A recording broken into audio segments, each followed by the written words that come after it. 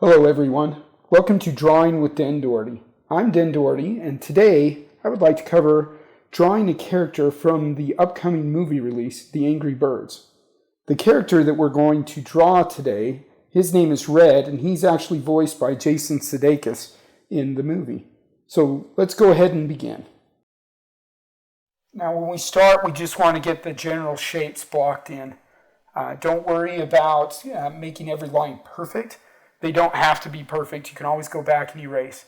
You'll see that as I'm going through my drawing, I'm going in and deleting a lot of the lines that I start with.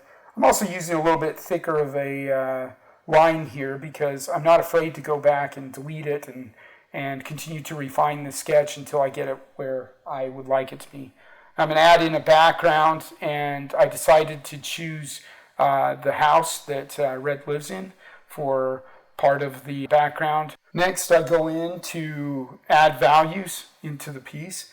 Now, the values are just the lights and the darks, so shadows and highlights that you want to add into the piece. The way I do this process, I'll go in and add the values, and then I'll add color over the top of them. And so now I'm going in and putting in a little bit of color. You'll see it's very light. It's not like I'm going in and trying to get the final color right at this stage. I'm getting the overall locations and the hues that I want to use for each section. I do this on a layer that's above in a multiply mode, and multiply just brings the color down into the value and line drawing that's underneath it.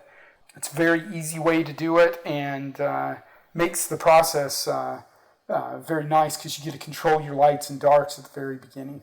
Now what I've done is I've gone in and saturated the color a little bit. I've added more color to it, and I'm now going over the top of each of the different lighter color ranges and adding in more saturated and darker colors.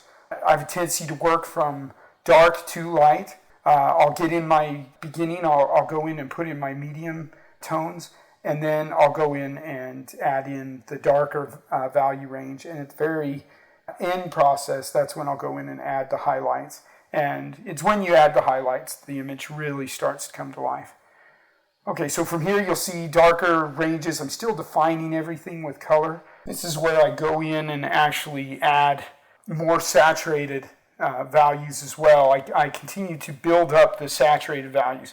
And the more saturated colors that you add, the more the image can pop. And so, but you don't want to add saturated colors everywhere. It doesn't hurt to saturate some of them, but if you end up adding saturated colors all throughout the image, then nothing gets attention. Everything gets about the same amount of attention, and nothing stands out. And so it has a tendency to reduce the effect of the image. And so whatever you want your focal point to be, which in the case of this image here is going to be the red character, you want him to stand out the most. And so that's the reason why most of my highest saturated values are all going into him. So now I'm going into the eyes, going in and defining those bright colors that are in the eyes, and defining a highlight to kind of bring them a little more to life. From here, what you want to do too is go in and define some of the details of the image. So I'm going in and defining a lot. You'll see me jumping around from part to part here to get a little bit of texture added in and everything. But with the main character, a lot of what I'm doing is going in and adding in some different shades and values to give the effect that he has feathers. That's what all that line work is that I'm doing here. As I paint, I have a tendency to skip around the image a lot to cover different areas of the painting. When I run into a little block on a certain area, I'll have a tendency to avoid that area for a little while working on other sections of the image. And so that way the whole image comes out a little bit easier. And then when I'm ready to deal with those problematic sections of the image, I will go back to them. Now here I realized that my lighting was incorrect, and so I went back in and deleted the lighting that was coming off those wood beams that are sticking out along the top, and started putting them in the direction that they should be based off the lighting of the character. And so that's why I said at the very beginning, it's probably good to draw in those arrows so that you can always remember where your light source is coming from, and it'll help you refine the piece.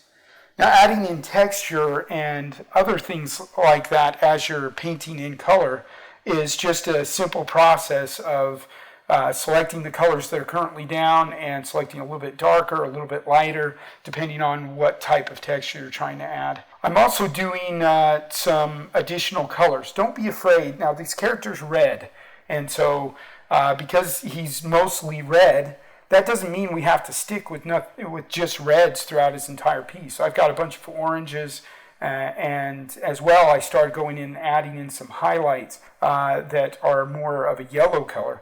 And so that yellow highlight is something too that you can extend throughout your whole image to kind of tie it all together.